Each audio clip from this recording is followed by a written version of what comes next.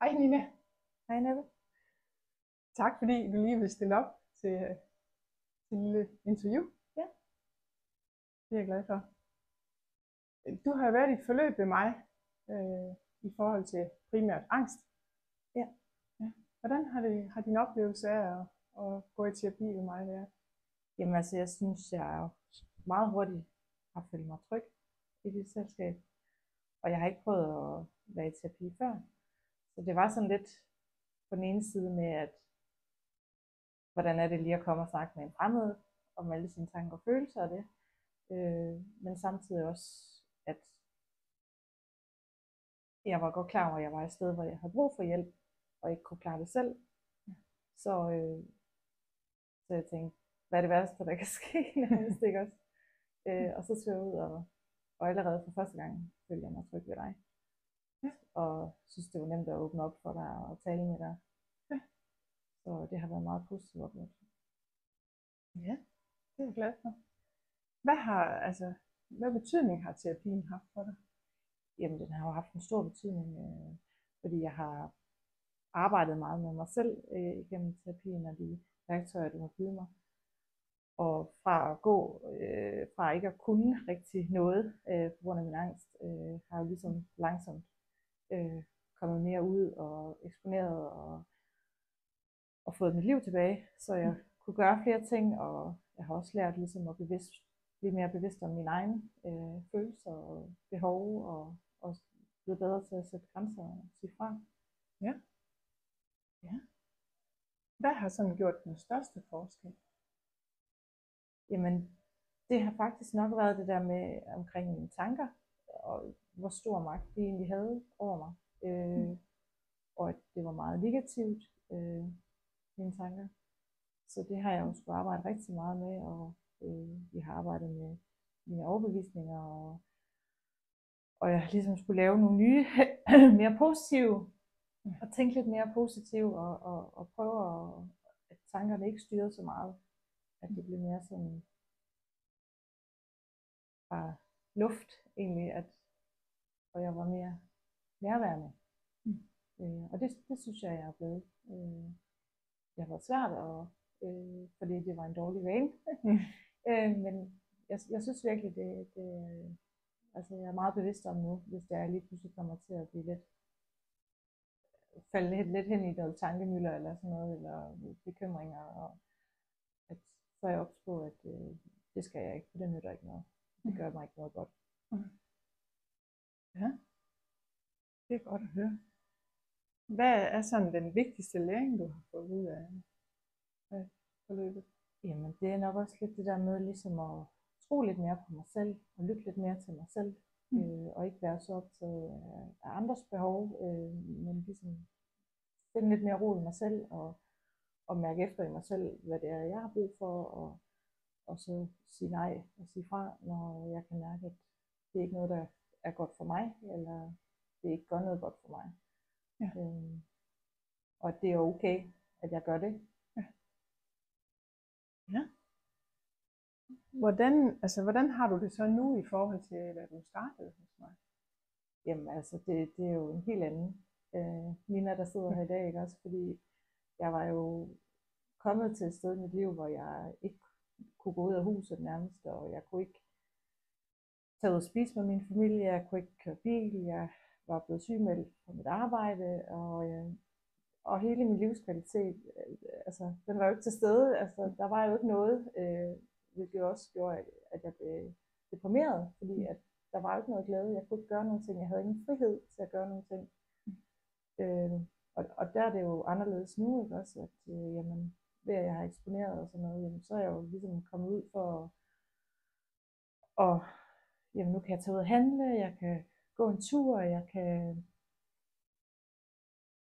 tage ud og spise med min familie, tage ud et sted, hvor der er mange mennesker, og jeg starter på arbejde igen,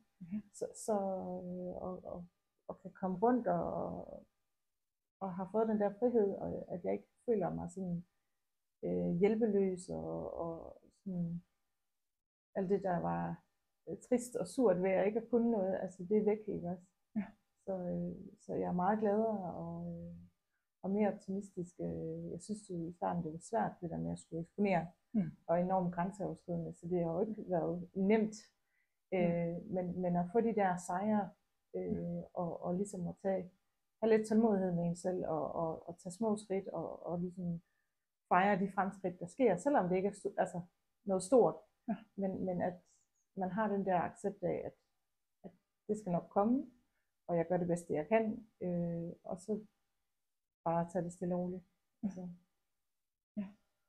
Og det har fået dig så langt i dag. Ja, og det har givet mig en ro, at jeg har ligesom, før havde jeg jo ikke nogen ro i mig, altså mit nervesystem var jo totalt på overarbejde, og det var også det, der gjorde, at jeg ligesom reagerede på alle sanser og alt, altså det var virkelig, og der er jeg bare et sted i dag, hvor altså, jeg har ro, og jeg kan mærke efter, og jeg kan sige fra, når det er, at det er nødvendigt for min egen skyld. Og det er faktisk også tydeligt at se på dig, som du sidder her i dag, den her ro, der er over dig, i forhold til tidligere. Ja, og det har også været noget af de ting, som jeg har sagt, jamen det er noget, jeg prioriterer, at jeg skal have den ro. Og førhen var jeg også mere sådan ude i min ydre verden, og følte hele tiden, det var i kaos, og der var alle de der ting, som jeg følte, at jeg skulle have kontrol over, som jeg faktisk ikke har nogen kontrol over. Og ligesom også lære at acceptere det, så at jeg ved ligesom, jamen det her, det kan jeg kontrollere, det her kan jeg ikke kontrollere, og det har jo også gjort i forhold til mine bekymringer, at jamen, der er ingen grund til at gå og bekymre sig om ting, jeg ikke kan kontrollere, eller skal tage andres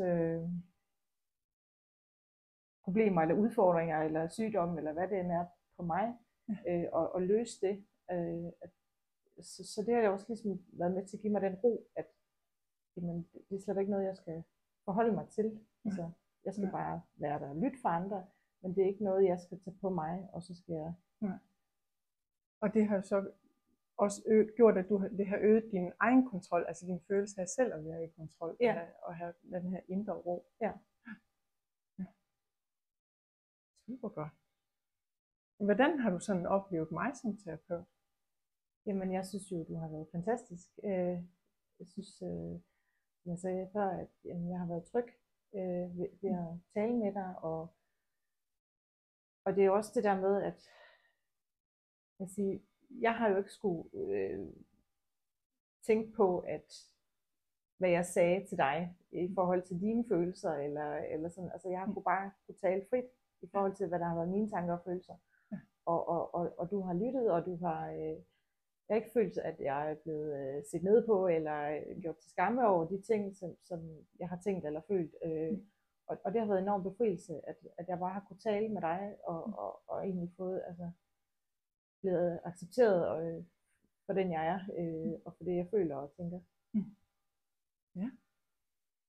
Er der sådan noget, du vil sige til andre, der, som overvejer at komme i terapi og få hjælp til deres angst? Ja, jeg synes i hvert fald, det er en kæmpe investering i en selv, fordi at man står i en situation med angst, hvor man ikke selv kan rykke så meget, fordi angsten er så stærk, og man kan sige, at alle de fysiske symptomer, man får på angsten, er jo reelle, og det er jo også det, der gør det svært, ikke også? Fordi man mærker det på kroppen, ikke også? Ja. Og når man så ligesom får noget hjælp, og noget sparring og nogle værktøjer til ligesom at komme videre, så er det en kæmpe hjælp, og det er bare ikke noget, man kan gøre på egen hånd. Ja. Jamen, tusind tak, Nina. Ja, det var så lidt. Det er jeg glad for, at du vil stille op til. Ja. Tak for det.